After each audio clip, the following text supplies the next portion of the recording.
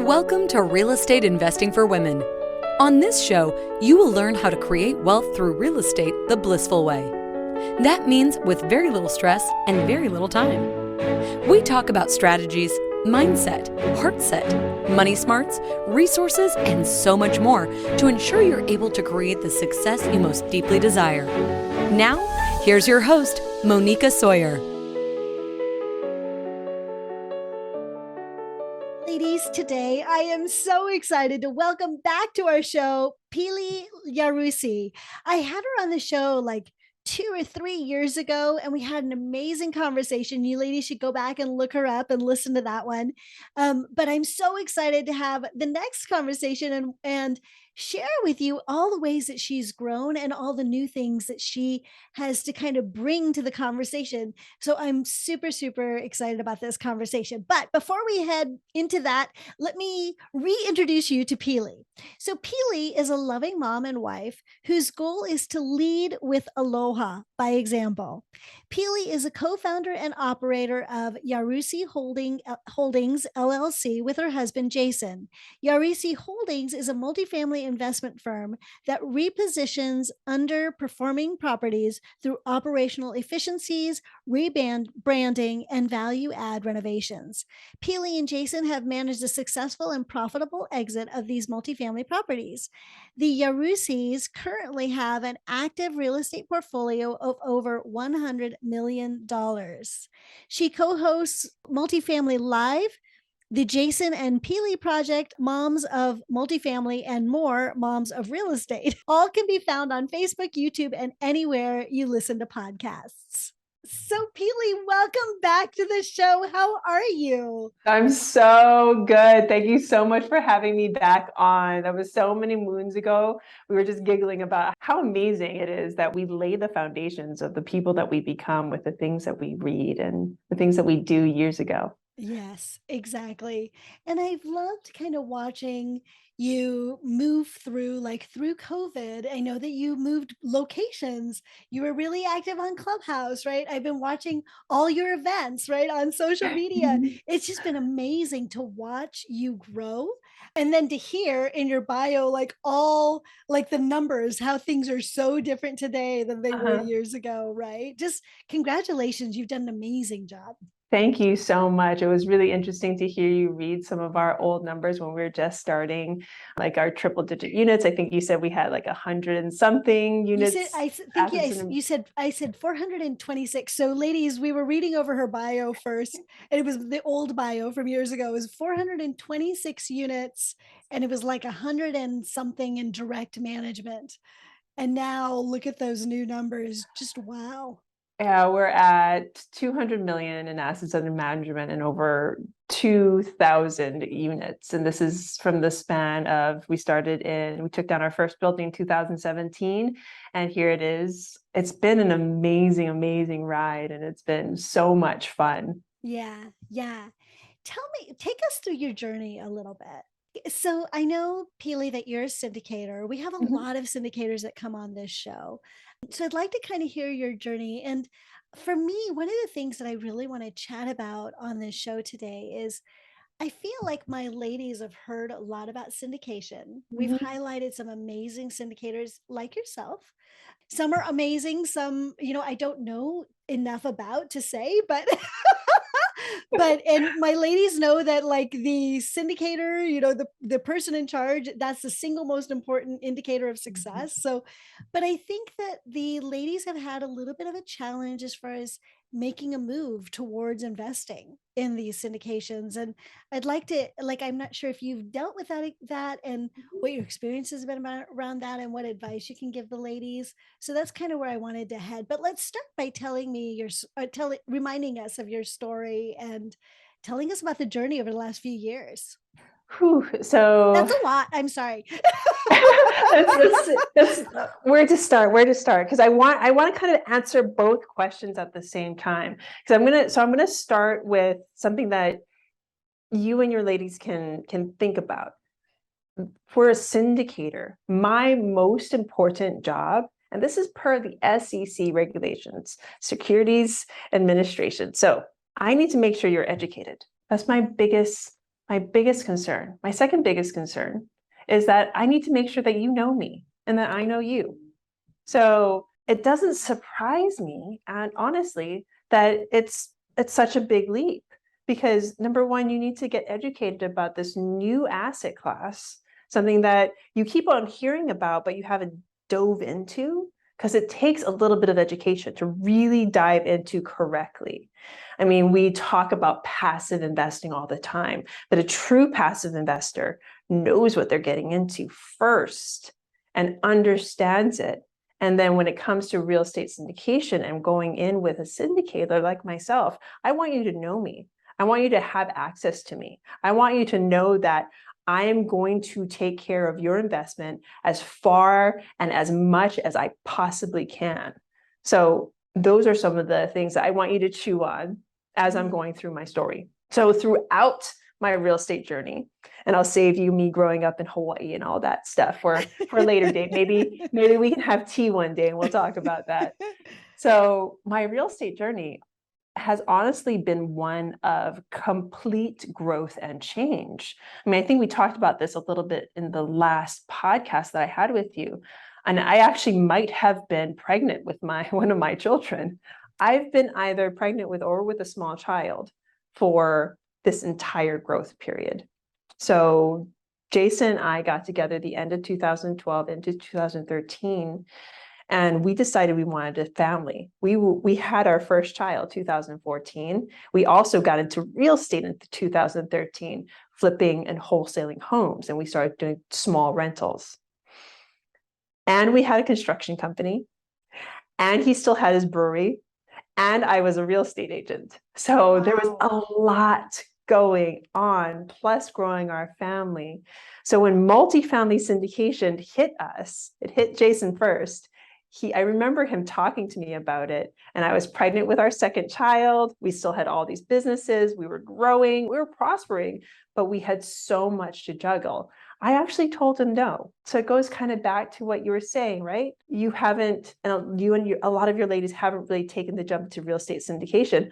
I said no, because I was like, we have so much going on. Why would we start another business? Because we were talking about getting into the active side, of course. And but it was with that's key, right? Is there's the active side and then there's the passive side, right? So you were looking at going into the active side. Because again, I wasn't educated enough to even understand that there was a passive side. I didn't even know this at that time. I was just like, absolutely not. I am pregnant. We have all these things happening, but it was what I said before. It was education that got me there.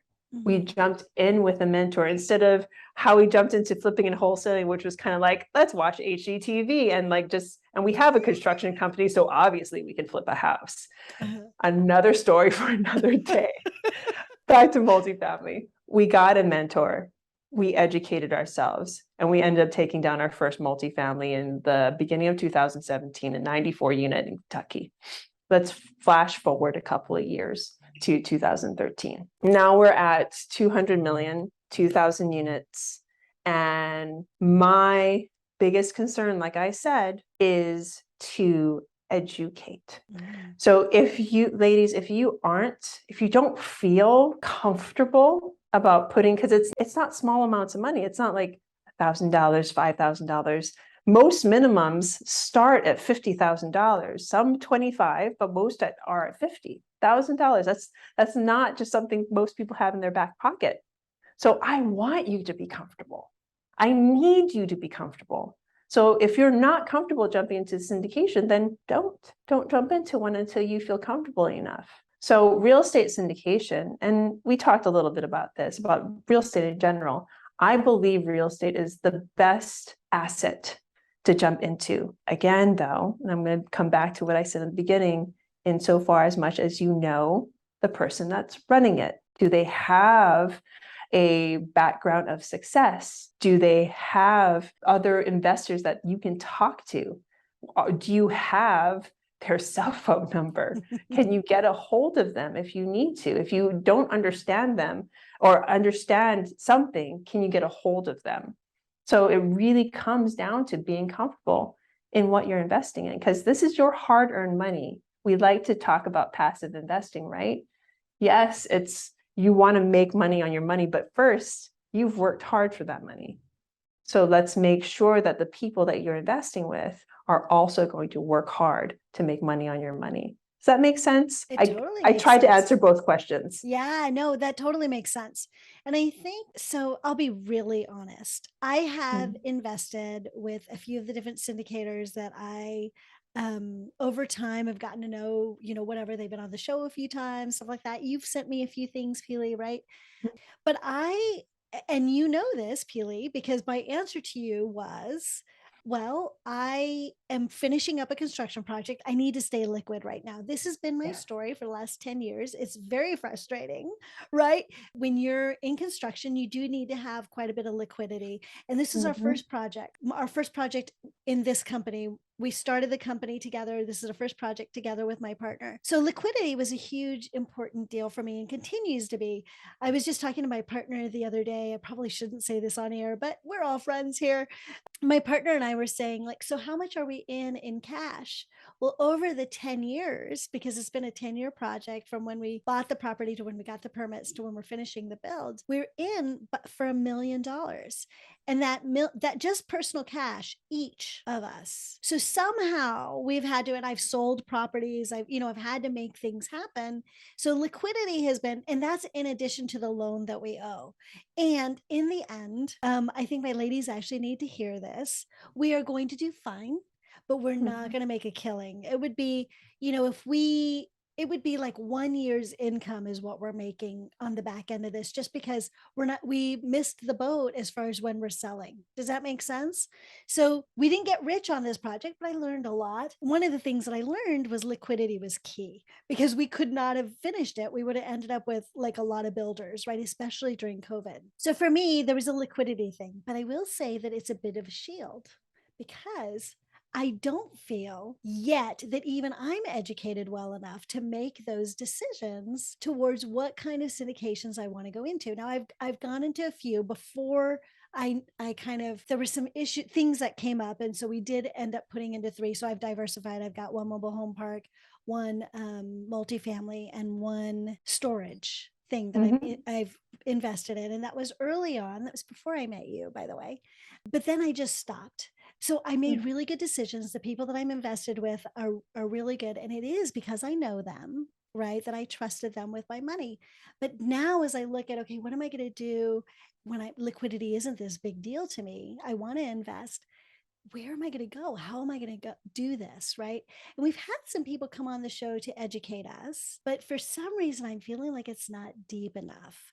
So talk to me a little bit, Pili, about the kind of education that you want, that you share with your people to make them comfortable with taking that leap, right? You're right. $50,000, $100,000 is a lot of money, So we educate on a couple of different levels. We have our active 7-figure multifamily is our active program.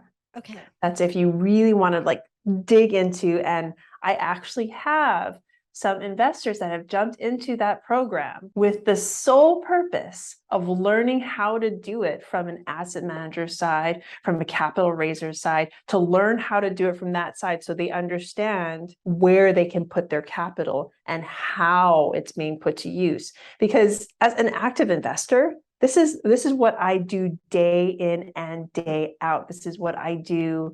This is my job. Like I've created myself a job. I also passively invest, but this is my work. This is what I love to do. So as a passive investor, knowing like going that deep, you could go that deep. And I think as you continue your journey, you can learn over time by talking to the syndicators that you talk with, because really we should be open books.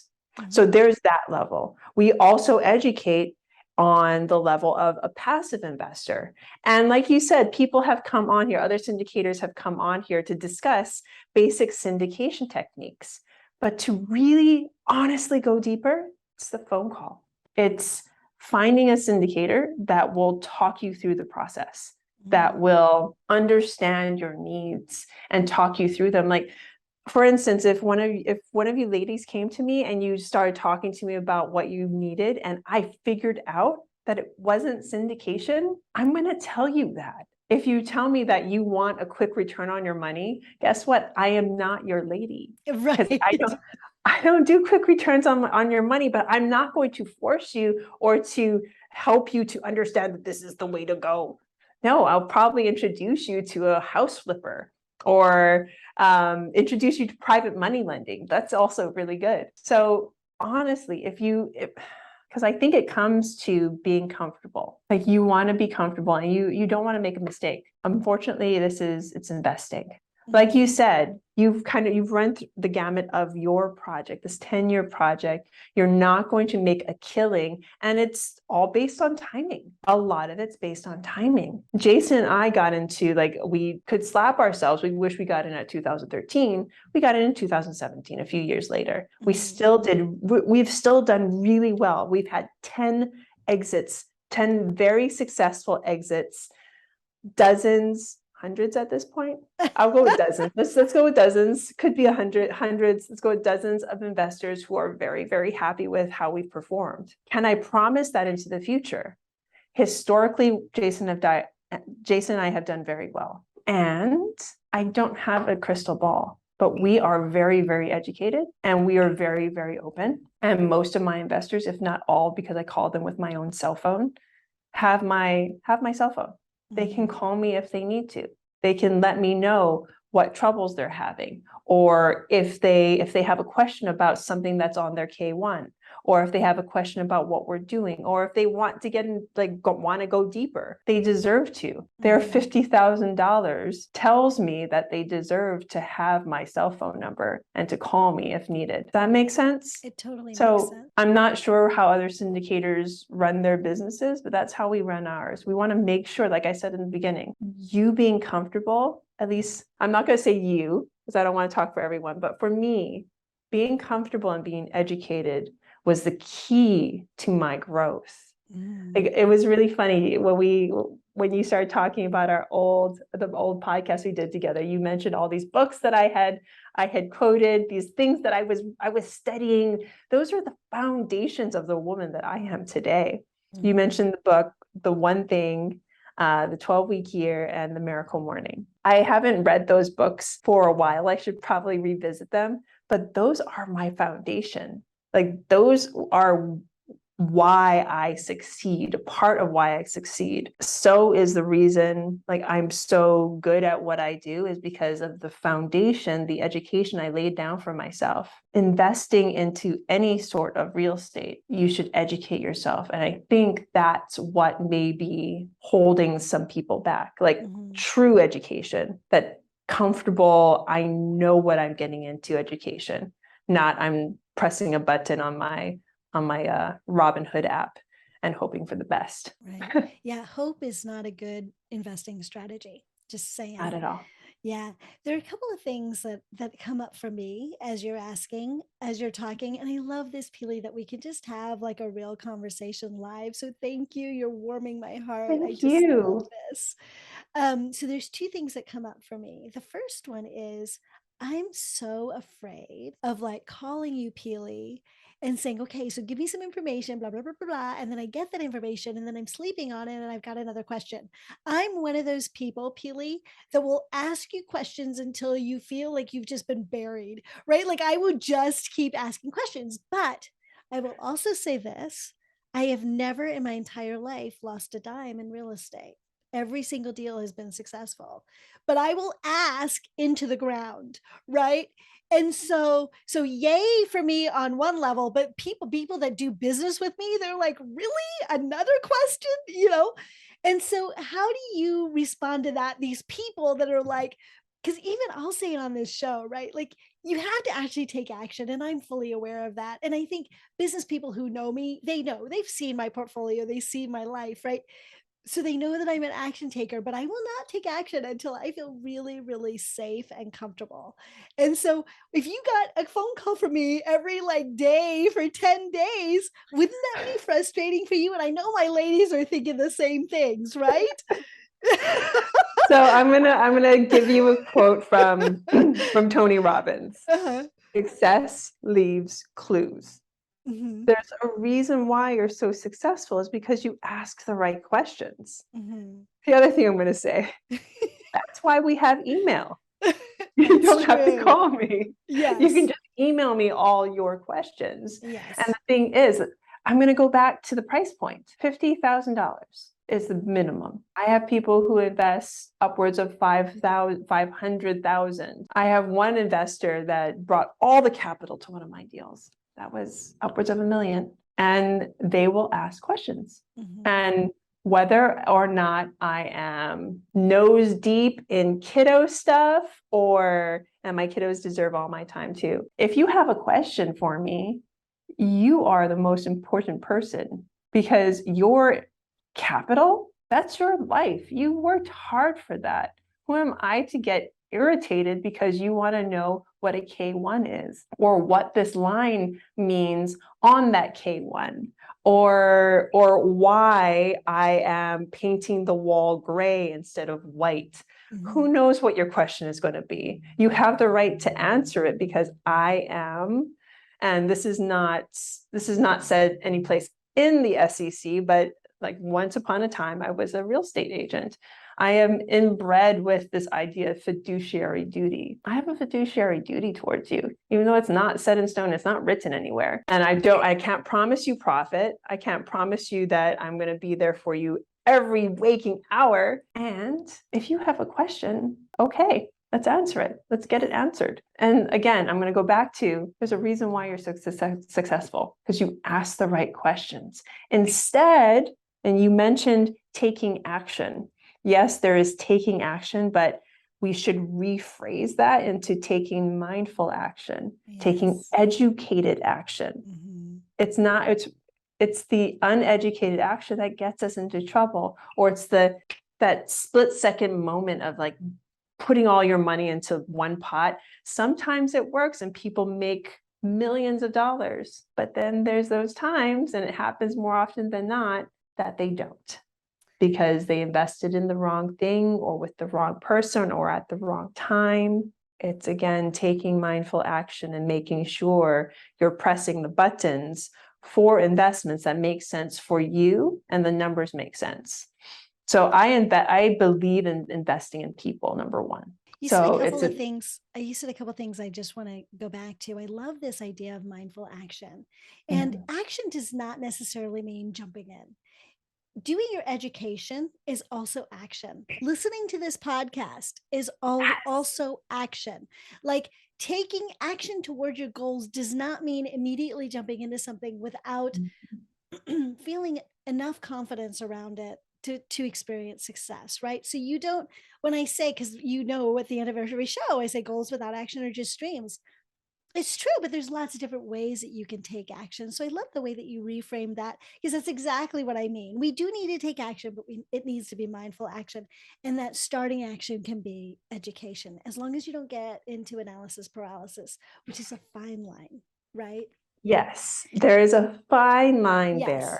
right. And I think I mentioned that because just for any of your ladies, and you ladies, you should know better by now, that action does not necessarily mean just taking that jump.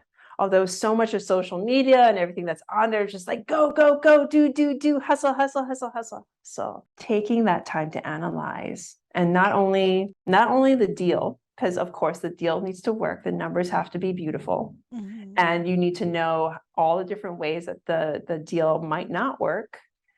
Also, and this is more important, analyzing the person that you're investing in and with. That is, I think, of the utmost importance. And you can go analysis paralysis on this as much as you want. Well, maybe not that much, but enough. Like, you should have a good relationship with people that you're investing with. Mhm. That's why, like, I love working with new investors, because I want to make sure if a new investor is going to invest, that they invest with me, because I know that I can do it. I have that kind of confidence. And I know I'm a good fiduciary. And I will make sure that you know me, that you know my husband, that if you have questions, that you're not going to feel bad. So ladies, if you're listening to this right now and you want to jump into syndication and you want to ask a million questions, I am not going to make you feel bad. Yeah. Ask lots of questions.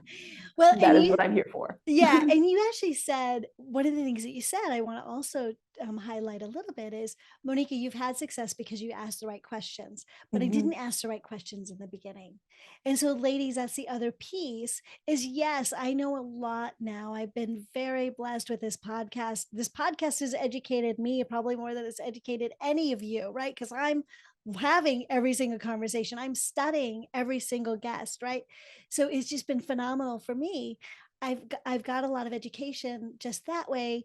So over time, there's been an evolution of this matters and this doesn't. This question matters and this one doesn't. I still ask goofy questions, and I understand that it's okay because you don't get to the right questions until you start asking. So don't ever feel like because I don't know what the right questions are. I'm going to sound stupid or I don't I just don't know. It's okay because you got to start somewhere. If you never start, you're never going to reach success. That's the truth. You have to take the first step. And the first step is to start asking questions. Would you agree with me on that? I completely agree. And that's why your ladies are with you. Ladies, that's why you trust and you are with Moneeka. It's because you know that she'll help guide you through some of these questions. This is why you go with syndicators that you trust, because they'll help you guide you through this time and the questions that you have. The mentors that I have, our first multifamily mentor, we still ask him questions because he continues to level himself up to a level that we're reaching for. So we can ask those questions that he's dealing with at that level when we get there. Like a lot of times, in fact, I actually forgot what the question was, but there was during when we took down our first building, we could not figure out how to do this one thing. We went to him and it was one question to him that would have taken us a week to figure out on our own, asking different types of questions. So this is why you go to those who know those things that you need to know. That's why you listen to podcasts. That's why, we probably created our podcast for the similar reasons. I've learned so much from having a podcast, just from other people that I've brought on. It's been phenomenal. Yeah. So listening to podcasts, talking to other women, talking to other people in the industry, talking and actually reaching out to them. So it's one thing to listen to a podcast, but if you resonate with that podcast guest, guess what? The reason why people go on podcasts is to have people reach out to them. So anyone who's listening to this, reach out to me. Let me know if you have any questions. I will answer any of them to the best of my abilities. And I love that and what a great reminder. Ladies, people don't just come on my show because they really like having conversations with me. We usually end up like, yeah, I know you do. That's the only reason why I'm here. And there are a lot of people that we become friends because of this podcast, right? So, oh my God, that was a great conversation and we stay in touch just like us, Pili. Yes. Yay! Right? And so some people do come back just because they want to talk to me, and I want to talk to them. But the reality is that the reason that people come on these shows is because they want you to reach out to them. You're not imposing by emailing them, calling them, telling them you're interested. Even if you decide in that moment that it's not the right time to invest with them, yes, they are happy for the opportunity to have the conversation. I had a conversation with another friend of mine, Maureen McCann. Do you know Maureen, Pili? I know of her. Yes. So she's a turnkey person. And she's been on this show about 5 times. We did a whole session because she talks about 52% returns and some really cool stuff. And that's how we got into multifamily, was with turnkey. Got it. Whole nother story. Keep on going. Yeah, I'm sure there are many stories. We've got them all, right? But Maureen, at one point I was calling her and I was like, okay, so are you seeing results? Are my ladies calling you? Because I trust her so much. And it was like, I want my ladies to connect with her because she would educate them. She's a lot like you in that way. She's education first. And she said, Moneeka, don't be so concerned with what I'm getting out of this show. Because the reality is, as I build these relationships, it may be 10 years down the line where someone finally thinks, oh, I'm ready for that. And I loved that Maureen supported me in this way. Maybe I'll connect with her again. Right. So you don't have to invest right away. Don't feel any kind of pressure that if you're calling somebody that now it's like, oh my gosh, I feel committed and obligated and all of that stuff. Right.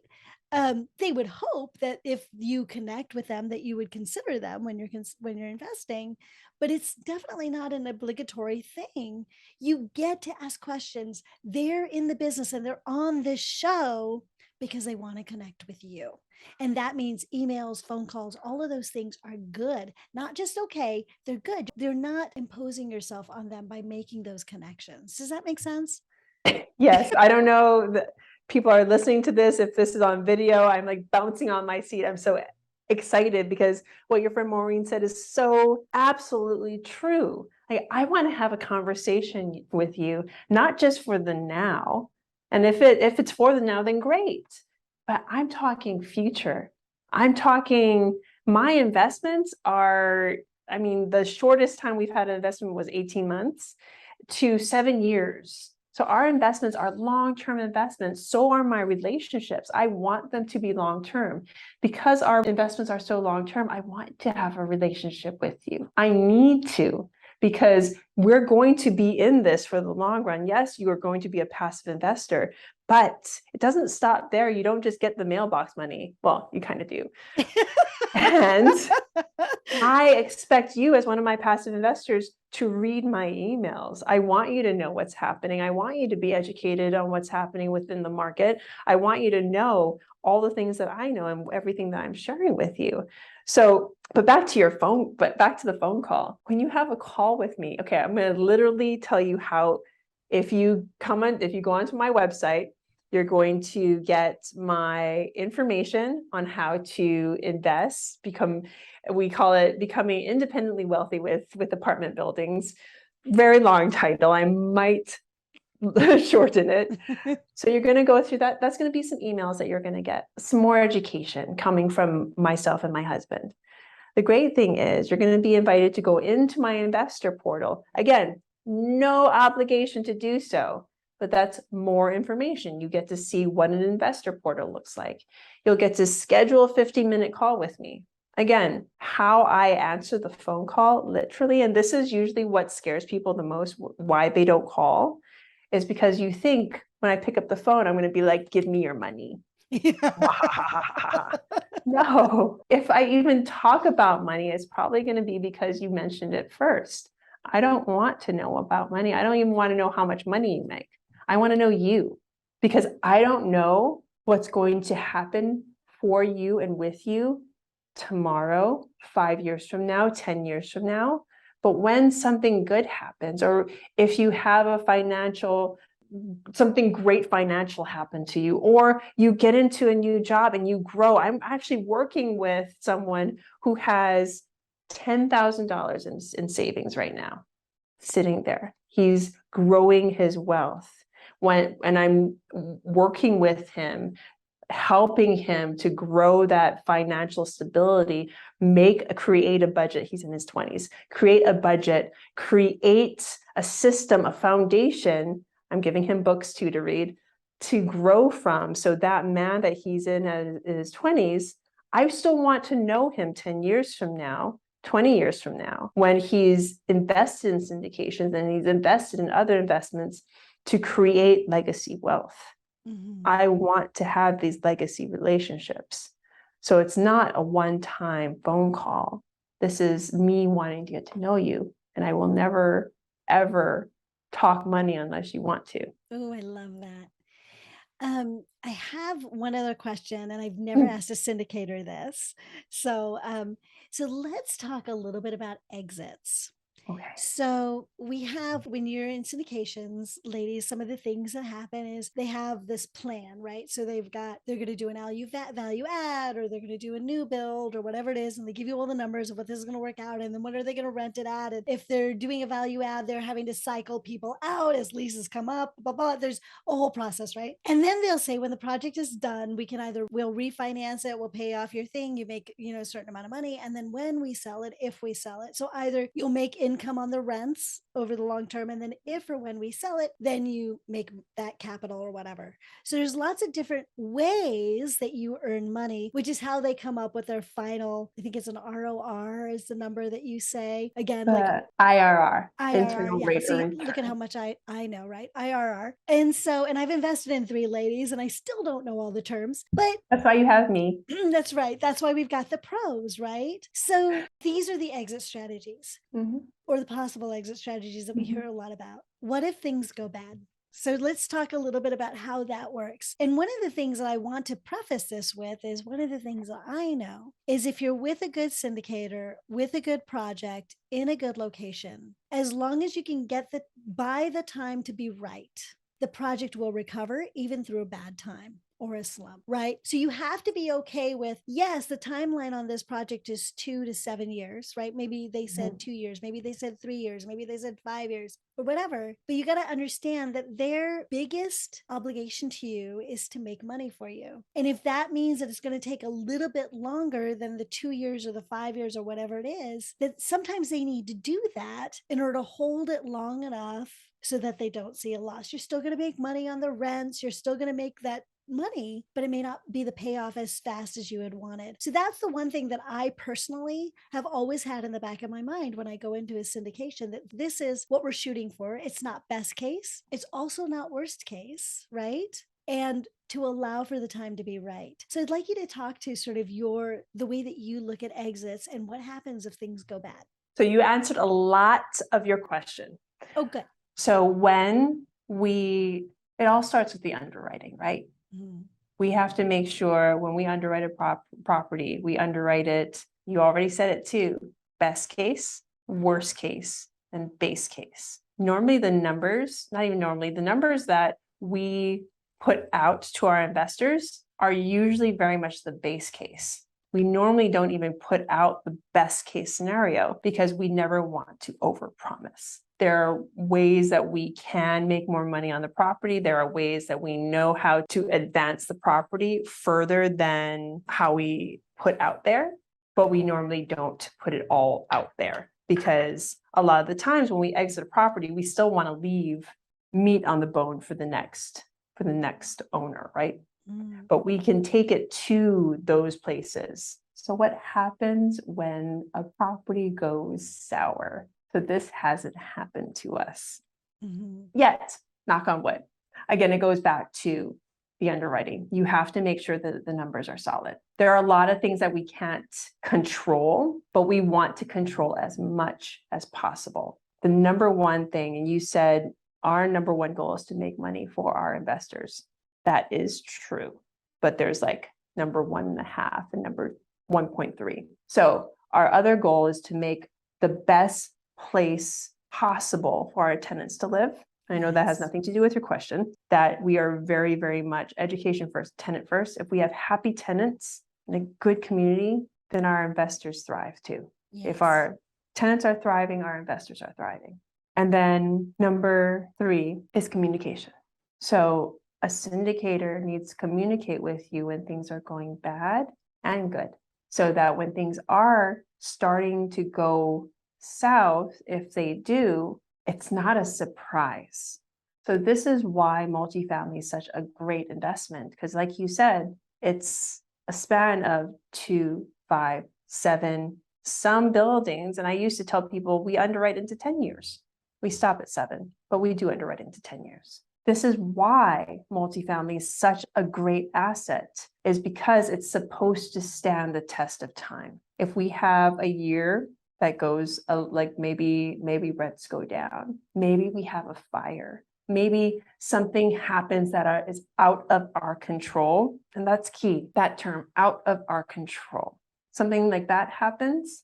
That's why we're given this time to figure it out and bring it back up, figure out how to rectify the situation and bring it back out. But it's those things that we can't control. It is the things that we can control that you want to make sure that the syndicator has a handle on. They can control the numbers that they enter into their. That's why we underwrite and keep on underwriting. That's why we do worst case, best case, and base case, because we want to make sure that we are not surprised by the numbers. If a worst case situation should happen, we want to already know ahead of it. If we get the best case, great. We already know ahead of it. So we want to make sure we have a handle on all of these things. Your property management team. So we do not actively property manage the asset. We manage the property managers. We are the asset managers. We are like we look over everything and we make sure everything works. So you want to make sure that you know who the asset manager is on the syndication. Don't just invest in the syndicator. Don't just talk to the syndicator. The asset manager is your key person on the deal. You want to make sure you have his number if something goes wrong. You want to make sure that you know that he or her are doing the right thing. That is the person that is the puppeteer, basically, for the entire deal. Once you go through acquisitions, you have people that come in. Maybe they're part of the asset management team. Maybe they're part of acquisitions. Maybe they helped underwrite. Maybe they did due diligence on the deal. These are various ways you can get into a deal, and they brought capital to a deal. Whoever is the asset manager, once acquisition happens and once the sale happens, that person or that team takes it over. So that is the person or team that is making you money. So is that you with your projects? That's myself and my husband. My husband is the key asset manager in our team. Okay, so you are the asset manager as well as the syndicator. Is that true? Yes. Okay. So the syndicator is basically the person who, so syndication 101, the pooling of investors' funds. Right. So I am a syndicator because that is what I'm doing within the asset. That is how I'm funding the asset. It's with a syndication. Mm-hmm. The asset manager is part of the syndication. He's not even part, or she isn't even part of the syndication. She's part of the business plan. When you take over a multifamily building, you're creating a business. Mm-hmm. It's a business within itself. The main manager is the asset manager. So that is your key person. That is the person you want to talk to. So this is the person that you want to make sure you know, like, and trust with your 50,000, 500,000, whatever it is, because this is the person that's going to be managing those funds and managing all the other managers. Does that make sense? It does. It does. So actually, I hadn't heard that distinction before. So thank you. You're welcome. So one of the reasons why you might not hear that term before is that a lot of syndicators out there don't do the asset management part. Oh. They raise the funds. They're part of the business plan, but they don't have the decision making. You want to make sure that you know the prime decision makers in the deal. Does that make sense? Mm-hmm. So when a deal goes sour, and I've heard of a few, all I can say is the things that go wrong is usually because they didn't have their numbers right in the beginning and they weren't communicating with everyone. Mm. There's that saying that, do and ask forgiveness later. Mm-hmm. It's the opposite with syndication. You want to make sure that the people that you're working with, because limited partners are still partners. Yes. That they know what's happening with their money and that they know what's happening with the asset in good times and in bad. So I haven't heard of anything that's fallen completely apart, but those that I have heard that have gone slightly more towards the sour end, that could be solved with communication. And that could be solved with making sure that you have your numbers right from the beginning. That's why each building that we've gone into has had its own business plan. And we follow that business plan and we pivot when needed. And that's why we've had 10 successful exits. is because we have a foundation of education, of people first, but the numbers have to work. That's always the caveat. We invest in people, but the numbers have to work. So we run the numbers religiously, and we keep on running the numbers into the inside of the deal, because as you can see, markets fluctuate. Pandemics happen. Craziness happens. And the thing is, multifamily has pulled through the entire time. Mm-hmm. Will it go down? Will it go up? I don't have a crystal ball. That's why education is necessary, so that if you're investing your $50,000 into, let's say, a syndication, that money has the possibility of making money, but it also has the possibility of not. So one of our biggest concerns is the return of capital. We want to make sure that we make money on your money, but we want to also make sure we return that capital so to you don't lose money. Yes. Right. Yes. Don't want to lose money. Right. Number one rule. That should be number one rule since syndication school. Don't lose money. Don't lose money. Yeah.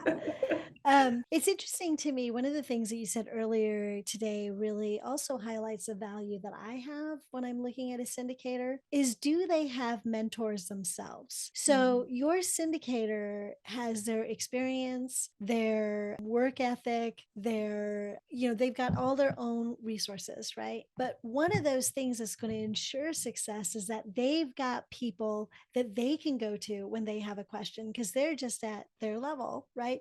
Maybe they've been in it 5 years, maybe they've been in it 10 years, maybe they've even been in it 20 years, but there are other syndicators that have been in there longer. And there are always new adventures that happen in real estate, right? Hopefully not too many adventures. You don't like adventures in real estate, but they happen, right? They do. And They do happen, even though you don't want them to. That's right, right? We don't want adventurous investing. If you want that, go to crypto. But Yes.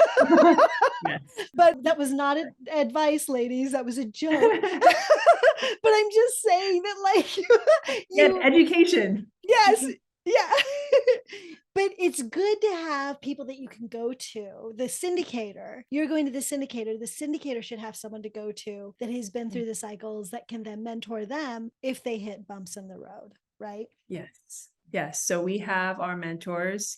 We also have a group. So within Seven Figure Multifamily, this actually came out of a group that I was originally with, Seven Figure Flipping. Those were my mentors in the flipping and wholesaling industry. When Jason and I broke off and did multifamily, I kept in contact with those mentors. And every so often, I would let them know about a deal that I had. And I would let them know, hey, we should partner up, because Jason and I had already created our own mentorship program at that time. But I saw this way to uplift everyone.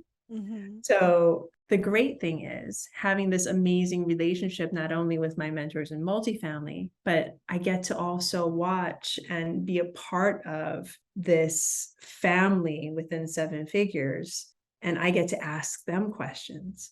Other investors that are going through either have gone through the things I'm going through or are going through, and I can talk with them. I can learn from them. It's also learning from your peers, not only from those that have come before you, but those who are going through it right now. And they might have answers to the questions that, like we said before, you don't know even to ask. So that's what good mentorship provides for you. It provides someone to go to know that you can ask them any question. And they will answer with no ifs, ands, or buts, because they're for you. They're there to mentor you and help guide you as you step up into your future. Yeah, I love that. I feel, Pili, like we could, like, as always, we could just talk forever. Yes. But I want to be respectful of your time. So before we end this show, could you tell everybody how they can reach you? And ladies, take notes. It's actually in the show notes, but I'm just saying, go do that. Have a conversation. So the best place to go to is my website, www.yarusi, my last name, YARUSI, holdings, with an H, ends with an S.com. Really easy. When you open up the email, there's going to be a button you can click to get more educated. You can click on the button and learn more about me and my team. Perfect. And she's also got that free report there for you. So you can Yes. download that to get a little bit more education. This conversation has, as always, with you, Pili, it's been so yummy. Thank you. This has been amazing. It was great to catch up. I Yes. cannot wait to have you on my own podcast. Me And too. we will extend this conversation into more of what you're doing. That sounds awesome. Thank you so much. And ladies, thank you so much for joining Pili and I for this show. Wasn't it awesome? I love it when you guys get to kind of just overhear a couple of girls chatting. It's so important to me that you feel comfortable and blissful in making your choices. And that's what this show is all about. And I feel like Pili really modeled that today in so many ways. So thank you for joining the two of us today. I look forward to seeing you next time. And until then, remember, goals without action are just dreams. So get out there, take action, mindful action, and create the life of your heart most deeply desires. I'll talk to you soon. Bye. I hope you enjoyed today's show. If you'd like to find out more about how to become a blissful millionaire, go to blissfulinvestor.com. See you next time.